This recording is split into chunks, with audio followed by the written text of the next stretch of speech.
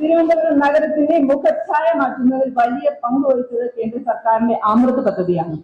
നഗരത്തിലെ എല്ലാ വീടുകളിലും ശുദ്ധജലം എത്തിക്കുന്നതിനായി അമൃത് 1 പദ്ധതിയിൽ 120.80 കോടി രൂപയാണ് ഇതുവരെ വകയെത്തിയിട്ടുള്ളത്. സിവറേജ് പദ്ധതിയിൽ 208.16 കോടി രൂപയാണ് നമുക്കായി വകയെത്തിയിട്ടുള്ളത്. നഗരത്തിലെ വെള്ളക്കെട്ട് ഒഴിവാക്കുന്നതിനായി സ്റ്റോം വാട്ടർ ഡ്രെയിനേജ് പദ്ധതിയിൽ 47.26 കോടി രൂപയും നഗരത്തിലെ 3 ഇടങ്ങളിൽ മൾട്ടി ലെവൽ കാർ പാർക്കിംഗ് നിർമ്മിക്കുന്നതിനായി 33 കോടി രൂപയും നഗരത്തിലെ പാർക്കുകളുടെ വികസനത്തിന് 5.85 കോടി രൂപയും അമൃത് 1-ൽ 415.07 കോടി രൂപയുമാണ് തിരുവനന്തപുരം നഗരസഭയ്ക്കായി കേന്ദ്ര സർക്കാർ നൽകിയത്.